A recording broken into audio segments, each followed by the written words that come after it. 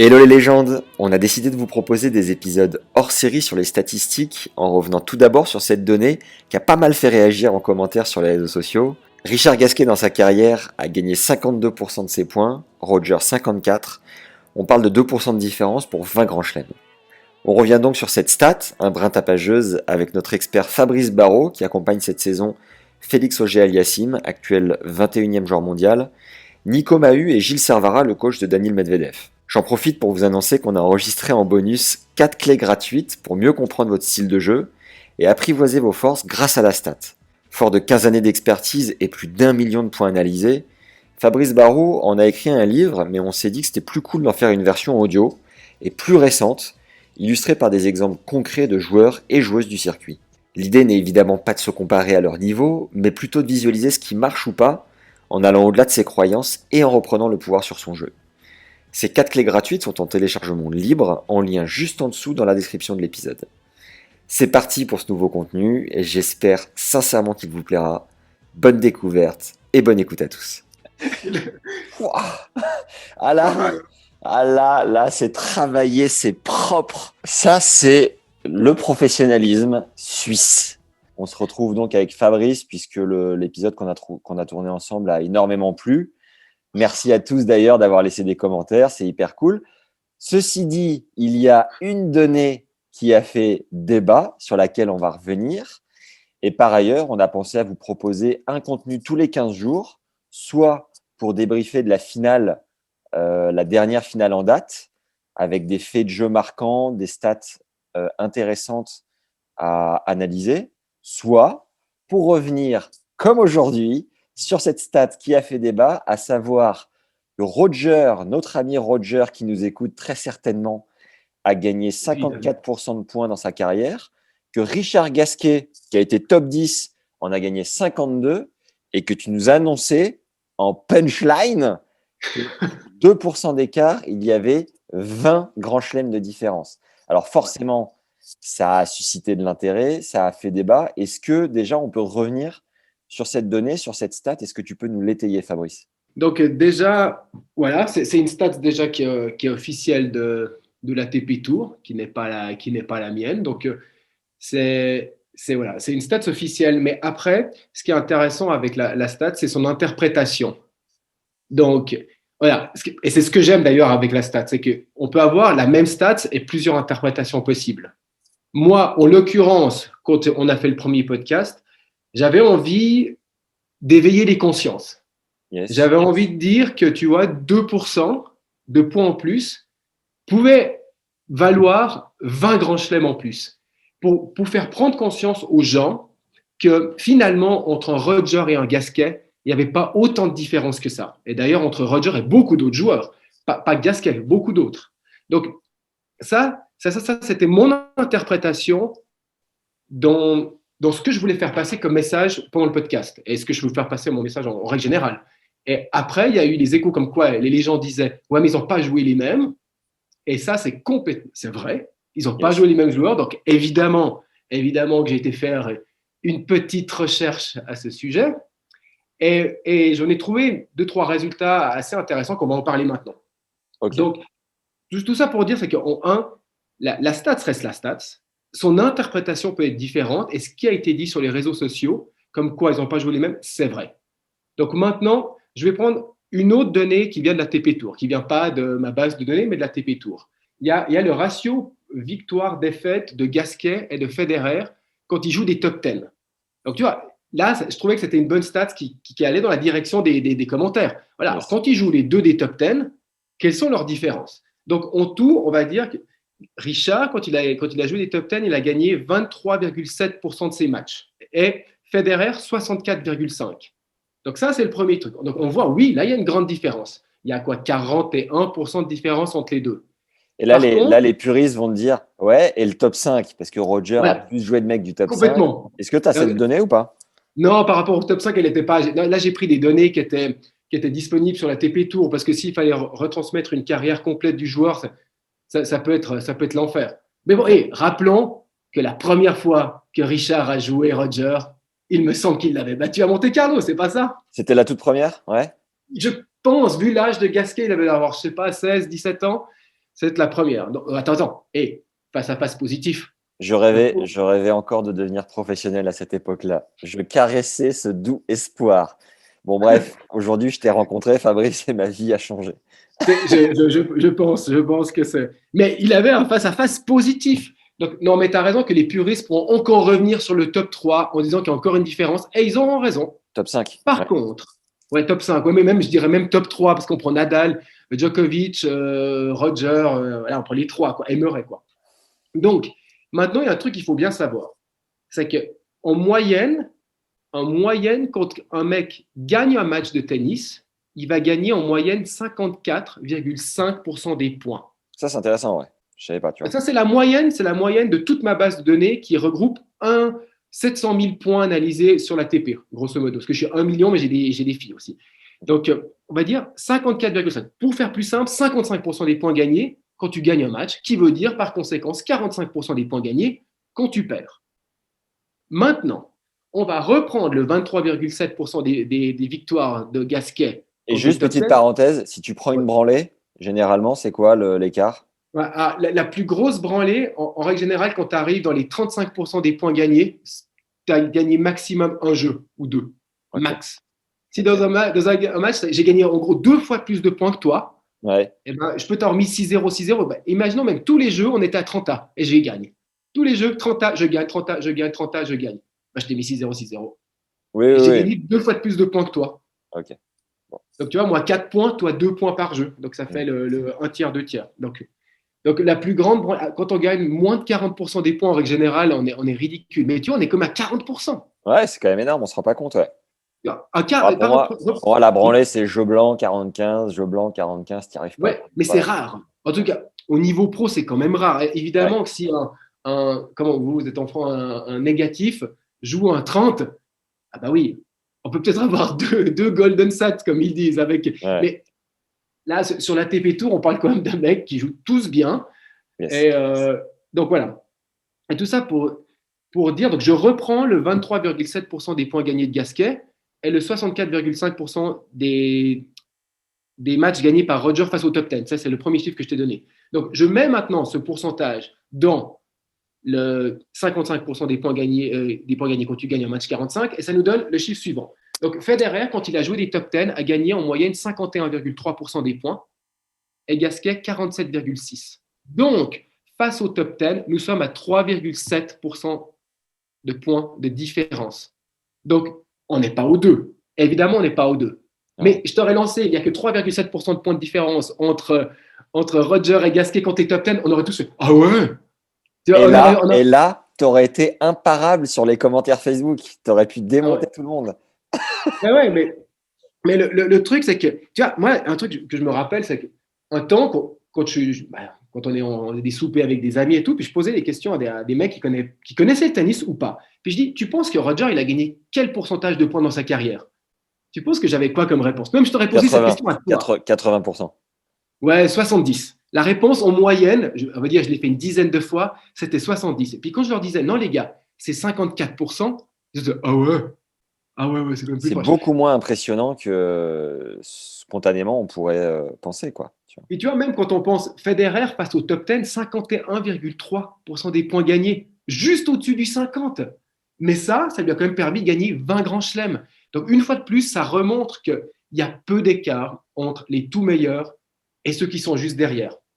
Et là même, par contre, tu vois, ce qui est aussi intéressant, c'est que 3,7% de différence entre les performances de Gasquet et de Federer face au top 10, c'est 40% de victoire en plus pour Federer. Donc, c'est énorme que 1%, c'est énorme 1% de points gagnés en plus. Donc, même si les puristes, maintenant, ils ont une deuxième réponse, que ce n'est pas 2%, mais 3,7%. Donc, le puriste dira, bah voilà, il s'était complètement planté. Tu vois, c'est 2 fois plus de points. Mais malgré tout, pour moi, et mon interprétation, ça reste peu. Et pour faire un parallèle, je t'avais en off parlé de Ilya Marchenko, par exemple, qui est, je ne sais plus combien il est, tu sais spontanément? En gros, c'est facile, il y a des règles. Hein. Quand un joueur il arrive top 100, c'est 49% des points gagnés sur la TP Tour. D'accord. C'est des moyennes, c'est des moyennes. Bien sûr que tu as un joueur qui sera plus haut et un plus bas, ça va dépendre de qui tu joues, le nombre de matchs et tout. Mais si tu veux, tu rentres top 100, c'est 49. Tu es juste en dehors du top 100, c'est plus ou moins 48,5. Et progressivement, tu descends. D'accord. Donc, si tu veux, même tu as des mecs, il y a une stat qui est assez intéressante. Tu as Arnaud Clément, il a été top 10 dans sa carrière. Yes. Et tu sais qu'il a perdu plus de matchs qu'il en a gagné. Putain, ouais, c'est dingue. Alors, qui veut dire que si tu suis cette logique, il a gagné peut-être un 49,8 ou 7% de Ouais. ses points dans sa carrière, mais le mec, il a été top 10, brièvement. Ouais, ouais, ouais. Donc, ça veut dire que Arnaud. même des mecs qui restent sur l'ATP à l'année, ils sont dans un ratio de points gagnés qui est légèrement négatif. Ils perdent un tout petit peu plus de matchs qu'ils en gagnent, mais ils peuvent C'est rester top ça. 60. Tous le disent de toute manière, même si tu es 8, 9, 10, 20e mondial, toutes les semaines, tu perds quasiment. Donc au final. Ouais, exactement. Donc, ouais, ça, c'est Bon, aussi. après, quand tu es top 10, logiquement, tu vas gagner 3 matchs sur 4 ou au moins 3 matchs sur 5, quoi, tu vois. Et tu as quand même un ratio qui est de plus en plus positif, quoi. Le ratio victoire-défaite, il monte exponentiellement. Mhm. Ça veut dire que plus tu es fort, plus tu vas gagner des 70%, 75% des matchs. Mais Yes. par contre, quand on regarde par rapport au pourcentage de points gagnés global, nombre de points gagnés, nombre de points perdus, on passe de un mec qui a 51% à 54 peut-être. Yes. Alors que donc c'est ça c'était ça en gros toute l'argumentation que je faisais par rapport à la stat, c'est pour dire que si j'arrive à te faire gagner 1%, tu te rends pas compte à quel point ça va te faire progresser. Tout ça, c'était pour ça. Donc, une fois de plus, on revient sur cette interprétation du 2%. C'était pour faire éveiller les consciences et dire, voilà, avec des tout petits changements, peut-être tu vas gagner 1% de points en plus.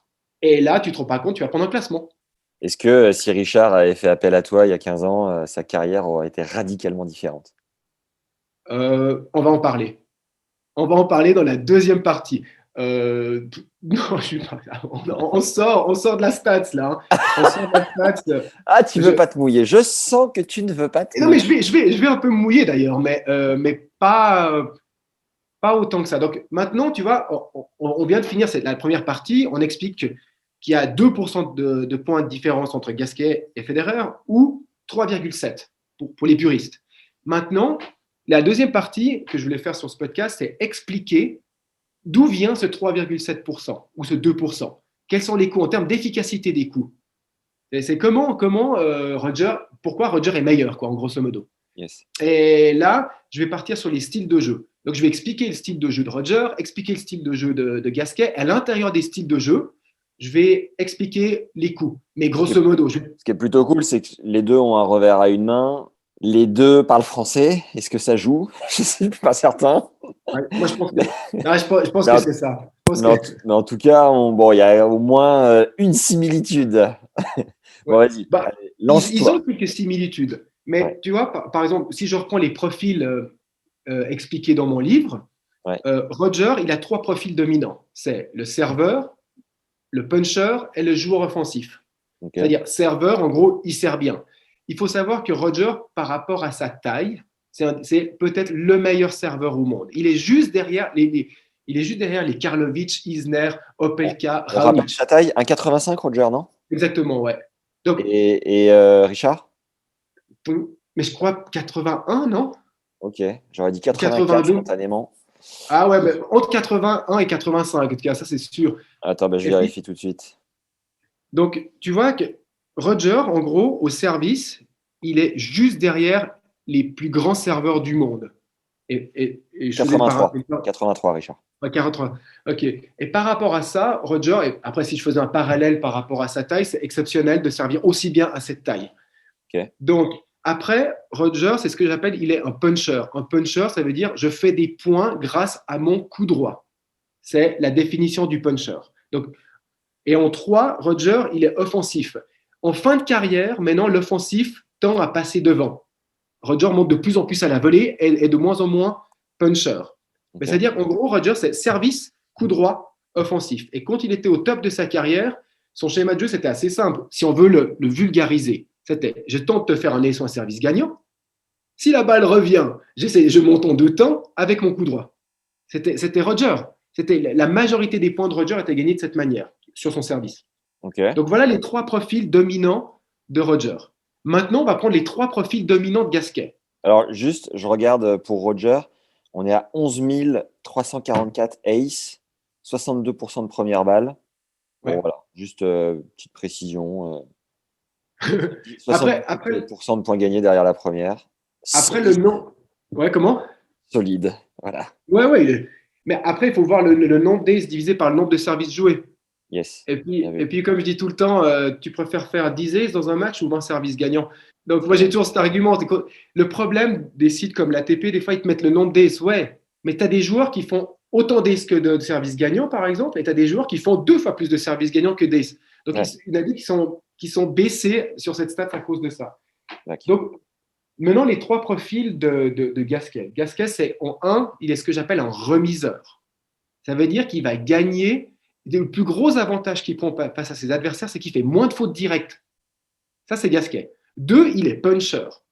Et puncher avec un revers à une main. Pour moi, il y a 2 types de puncher. Il y a le puncher. En règle générale, le puncher, c'est un puncher de coup droit. Yes. Mais ceux qui ont des revers à une main, ils le jouent d'une manière punchée. Puncher, ça veut dire avec du lift. Je laisse redescendre la balle et je la frappe. Contrairement au ce que j'appelle moi le jour en cadence qui prend les balles montantes. Quand tu as un revers à une main, en règle générale, tu prends la balle beaucoup plus descendante que quand tu as 2 mains. Donc c'est pour ça qu'il est puncher, mais pas puncher de coup droit. On en viendra sur ce point, mais puncher de revers. Et la troisième catégorie de Gasquet, c'est l'offensive, comme Federer. C'est quelqu'un qui a une très très bonne main, Richard, qui sait monter quand il faut. Donc voilà, ils ont des profils différents. Après, sur Et maintenant, l'offensive, c'est un chouïa risqué parce que on sait tous qu'il joue 3 mètres derrière la ligne et que toute sa carrière, il a essayé d'entrer dans le cours, quoi. En, ça, vul- c'est, en ça, c'est vulgar- la, c'est la version. en C'est la vulgarisant un version, peu, mais c'est la le- version méchante. ouais, mais désolé, Richie, on n'a pas envie de t'offusquer, mais putain, le nombre de fois on s'est dit, mais rentre dans ce putain de cours, on va la chercher. Ah ouais, non, c'est vrai que bon, alors au moins ça rejoint ce côté remiseur confirmé. Yes. Et puis, mais par contre, il a su varier son jeu avec des montées à la volée par-ci par-là, pas autant mécanique, on va dire, qu'un Roger, mais quand même. Alors, je vais venir sur ces points. Maintenant, la différence d'efficacité entre les deux. Donc, la plus grande différence d'efficacité entre Roger et Gasquet, c'est le coup droit. Et c'est le nombre de points en coup droit.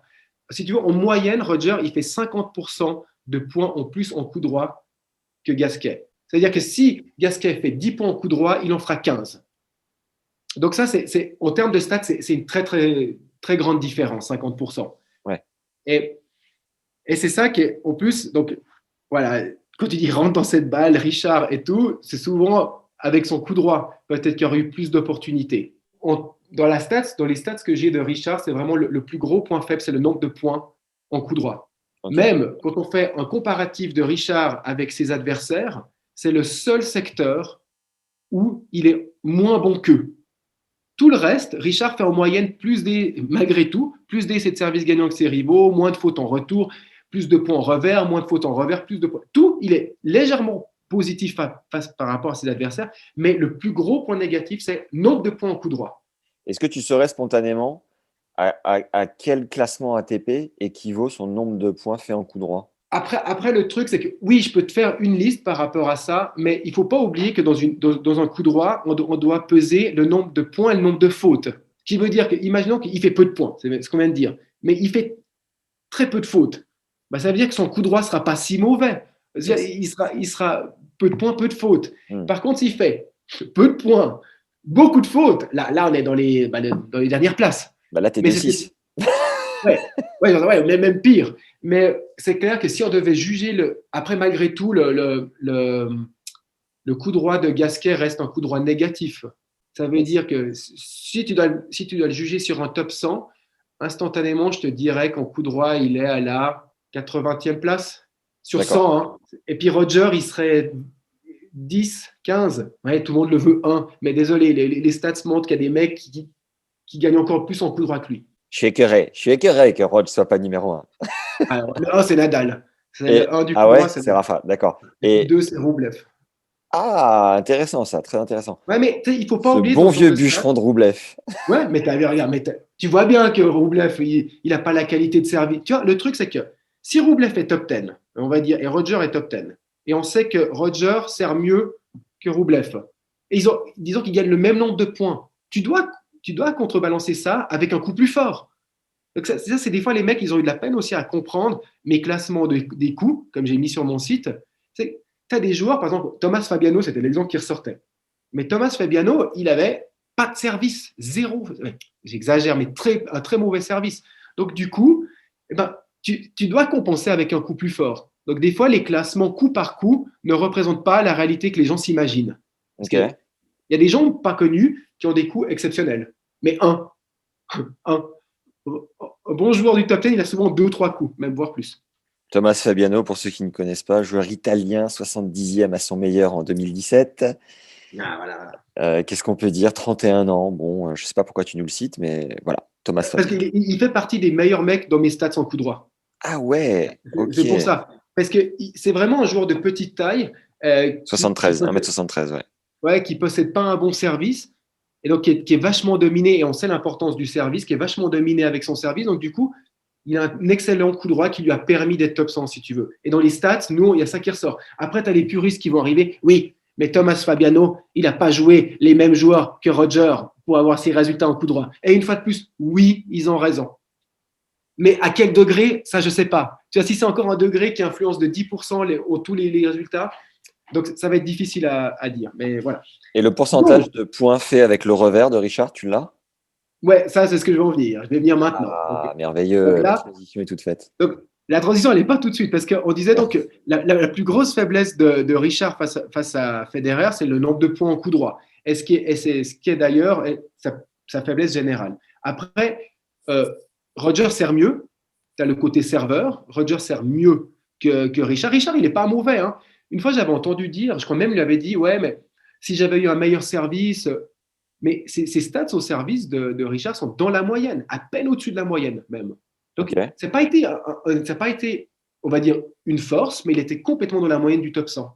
Je ne sais pas Sans- la différence du nombre de points joués, ni son nombre de services gagnants, mais en tout cas, il a servi 4300 aces. Ouais, ah bah, quand même, tu vois. Hmm. Et puis, Non, mais non, par mais rapport en à tout cas, Roger, moi, qu'on a servi 11 000, tu vois. oui, mais plus de matchs. Donc, toi, tu dois faire diviser par le nombre de matchs. Et, moi, dans les stats que j'ai de Gasquet, il fait un ratio D, c'est de service gagnant, qui est dans la moyenne de l'ATP. C'est-à-dire Ok. qu'il représente un peu le service type de l'ATP. Quelle est la Donc, moyenne? bah, en gros, la moyenne, c'est quand ta première balle passe sur l'ATP, 33% du temps, c'est un ace ou un service gagnant. Ok. C'est la moyenne. Et puis, bah, Ah ouais, Gasquet, une fois sur trois, quoi. Un ouais, quand service la sur première trois. passe. Et D'accord. puis, Karlovic, il a 70% de chance quand c'est la première balle, que ce soit un ace ou un service gagnant. Et tu dis quand la première passe, Donc, le pourcentage de première balle est de combien dans le top 100, tu sais? je crois que les deux, Roger et puis Gasquet, sont dans la moyenne avec 62%. Je crois peut-être D'accord. même. Non.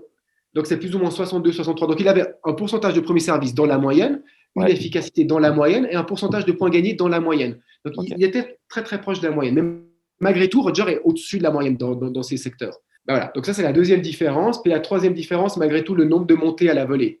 Roger va monter légèrement plus que Richard et va gagner plus de points par sa volée que Richard. Mais lui, tu vois, par contre, si on prend le coup droit, il y a une grande différence. Service et volée, il est en dessous, Richard, mais il n'est pas à des kilomètres en dessous de Roger. Ok. Il sert assez bien et il volait bien.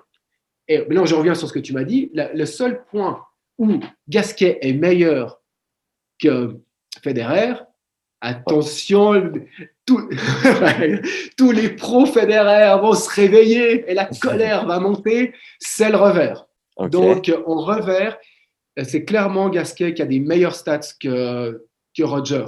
C'est là où il Mais clairement. compense son déficit. Ouais, exactement. C'est-à-dire, en gros, dans les chiffres que j'ai, qui sont quand même des chiffres assez. J'ai beaucoup de points analysés des deux joueurs. euh, Gasquet fait en moyenne 2 fois plus de points en revers que Federer. Ok. Donc, par contre, en règle générale, on fait moins de points en revers qu'en coup droit, mais un exemple, un exemple bête, si Roger fait en moyenne, je crois qu'en moyenne, Roger, c'est 3,5, 4 points en revers par match. C'est pas autant que ce qu'on peut poser. Pas par match, par 100 points joués. Et puis Richard, il doit être à 7. Et D'accord. Richard fait aussi un peu plus de fautes directes en revers que Federer. Mais au final, c'est le seul coup où on peut dire que Richard a des meilleures performances que Federer. Roger. Yes. Ouais, exactement. Donc voilà les différences d'efficacité. Et moi, je voulais terminer, après, si tu as des questions, mais terminer cet épisode en disant, mais quelle aurait été la carrière de Richard, comme tu l'as dit avant, s'il avait eu un coup droit? Non. s'il avait eu Fabrice Sbarro dans sa Oui. housse de Ah non, raquette. ah ouais, d'accord. Donc, ouais, d'accord. Donc, disons comme ça, si ça avait été comme ça, on aurait su très vite que le seul point négatif de Richard, ça aurait été l'accélération en coup droit. Donc maintenant, la question que je me pose par rapport à ça, c'est que est-ce que les chiffres auraient pu lui faire prendre conscience et peut-être changer quelque chose dans son coup droit? Et là, on est dans du coaching. On n'est plus du tout dans. Moi, la stat, j'aurais pu lui dire, mais écoute, Richard, c'est vraiment là, putain, mais on arrive à passer ce cap de points en coup droit, tu vas gagner des grands chelems. Tu vois, tu as une grande chance de gagner des grands chelems. Et après, comment lui va réceptionner le message? Moi, je ne connais pas Richard, donc je ne peux pas dire. Je sais pas, je pense qu'il a eu tellement, il a eu des bons entraîneurs autour de lui qui tout le monde le savait que c'était le coup droit. Après, peut-être, est-ce qu'il savait à quel point c'était le nombre de points qui manquaient? On a des qui ont dit que le coup droit de Richard était mauvais, mais il le prenait globalement. Mais il faisait peu de fautes en coup droit à Richard. C'était une force, ça. Ouais. Donc, si on aurait pu cibler que c'était exactement là, puis après j'aurais pu lui dire, c'est exactement, par exemple, ton premier coup après ton service ou cette zone, est-ce que les chiffres lui auraient fait prendre conscience qu'il aurait dit, oui, maintenant je vais le travailler à fond pour gagner un grand chelem? Et pour Ça, je peux pas y vraiment, répondre. l'idée, c'est de vraiment tuer le point, quoi. Quand tu prends l'exemple de Roger, c'est-à-dire qu'il sert, Ouais. bah derrière, Ouais. il te Et puis fracasse le point. tous les meilleurs coups de rang, en règle générale, c'est souvent tuer le point. Yes. Chapovalov, je tue le point. Auger Aliassime, je tue le point. Et après, tu as ceux qui Roublev, sont. je caresse Ouais, la balle dans le sens du poil. ouais. Alors après, là, il y a un truc qui est intéressant par rapport au coup droit. Il y a deux types de coups droit efficaces sur le tour. Il y a celui, on va dire, Roger Chapovalov, pour faire facile, c'est-à-dire plus de points, plus de fautes que l'adversaire. C'est-à-dire, je tue la balle, c'est ce que tu as dit avant. Et tu as les coups droits Roublev-Nadal qui ont un double avantage. C'est d'un côté, ils font plus de points et moins de fautes. Et tu vois que le coup droit, il n'est pas construit de la même manière. C'est des coups droits ultra liftés avec une trajectoire un peu plus bombée qui, d'un côté, fait des points et d'un côté, use l'adversaire. Donc, Richard, avec sa prise, sa trajectoire de balle, on aurait dû être dans du plus je tue la balle. Mais lui, il a essayé avec peut-être avec une prise un peu ouverte Ouais. de faire de la remise qui n'était pas assez lourde. Donc, c'était un. Après, on rentre dans du coaching. À quel point Richard aurait été d'accord de faire un investissement sur son coup droit pendant sa carrière? C'est ça la grande question. La stat aurait juste pu dire, écoute, là, il y a vraiment un truc que moi, je considère en tout cas intéressant à travailler. Après, au final, c'est le joueur. Hein. Je veux dire, tu peux pas faire, C'est le joueur, c'est la dimension mentale aussi, à quel point tu complètement. es capable de le faire dans les moments chauds, dans les pressure points, comme tu disais.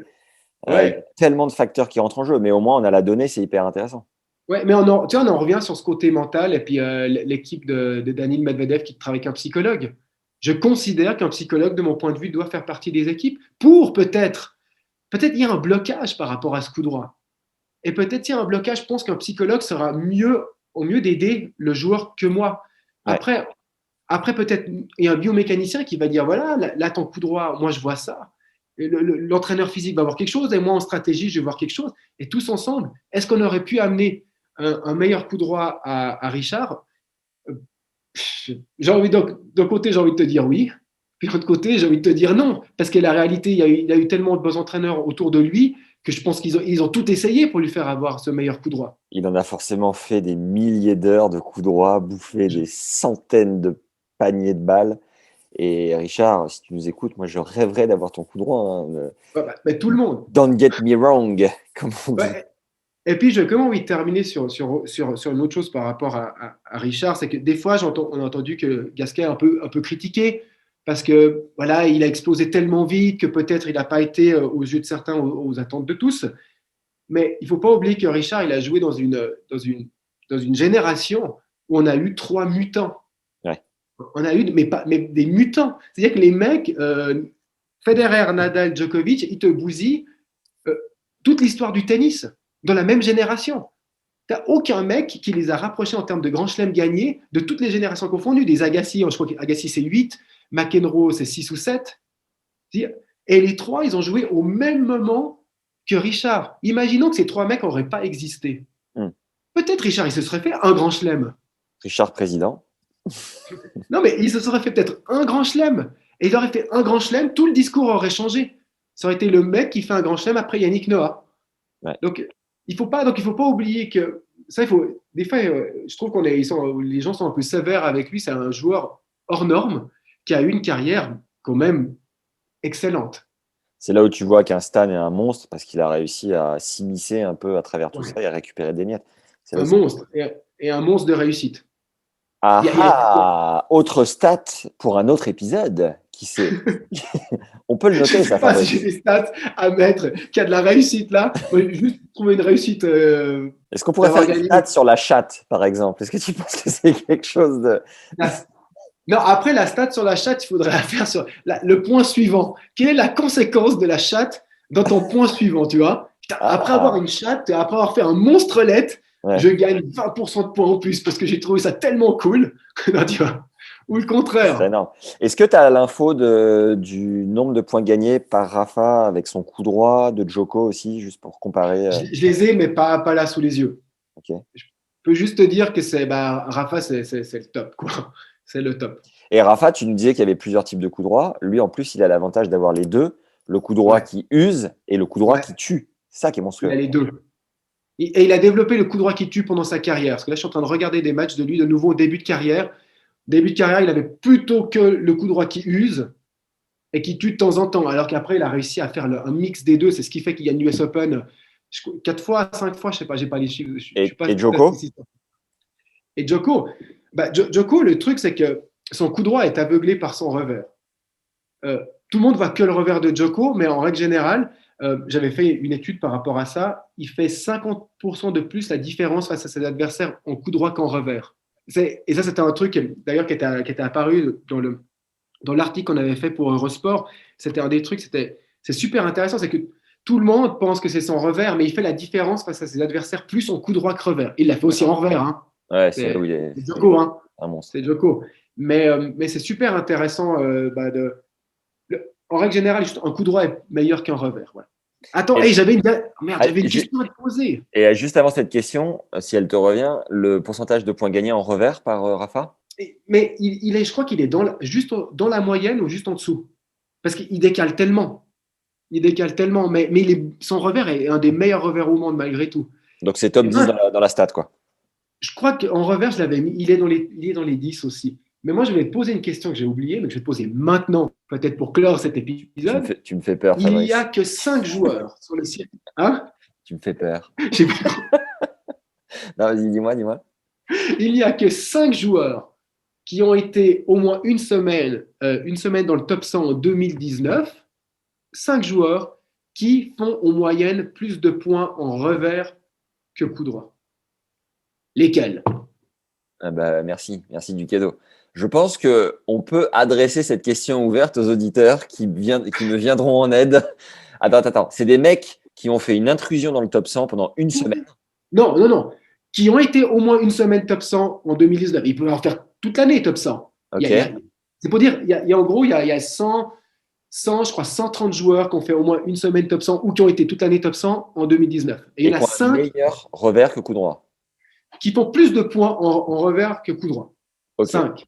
Ok. Mais ce que je propose, c'est que vous nous répondez Bon, vous nous c'est répondez en bon. message privé.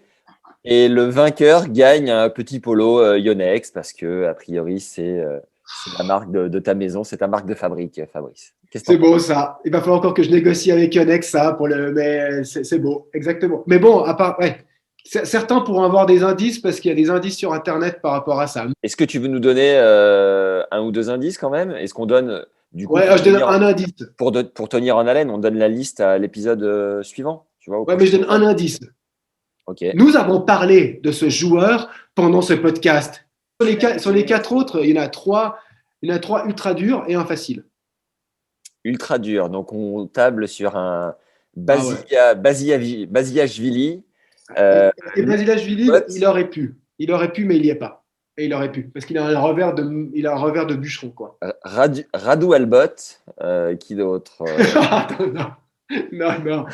Non, non, mais et tu te rappelles, lors du premier podcast, tu m'as parlé de Bogdan Ulira. Ben, Ouais. peut-être lui, il avait un meilleur revers. Peut-être. J'ai Botan pas trop dit. l'Irak, qui d'autre? Davide Sanguinetti, Sargi Sarxian. Non, Non, Saxon, je pense pas, mais Sanguinetti, c'est possible. ok. Sanguinetti, c'est possible. C'est un premier épisode, je l'espère, d'une longue série. Merci encore Fabrice et à Merci très à toi. vite. Ciao. À bientôt. Merci d'avoir écouté ce premier hors-série dédié à la stat jusqu'au bout. Venez nous dire s'il vous a plu avec 5 étoiles et un avis sympa sur Apple Podcast. Mettez-nous également les 5 fameux joueurs du top 100 qui ont le meilleur revers, il y aura une petite surprise au vainqueur. Comme vous l'avez compris, on va essayer d'en sortir un nouveau toutes les 2 ou 3 semaines pour revenir sur un match important ou sur une donnée qui pourrait vous faire progresser. Et je vous invite à vous inscrire sur le lien juste en dessous pour recevoir gratuitement 4 clés audio qui vous permettront de faire progresser votre jeu grâce à la stat. Notre objectif en les enregistrant est de vous permettre d'apprivoiser vos forces grâce à une meilleure compréhension de votre style de jeu. Je vous dis à tout de suite sur ce contenu audio exclusif ou vidéo pour ceux qui préfèrent avec l'image et surtout les belles tenues de notre statisticien. Prenez soin de vous et à très vite. Ciao.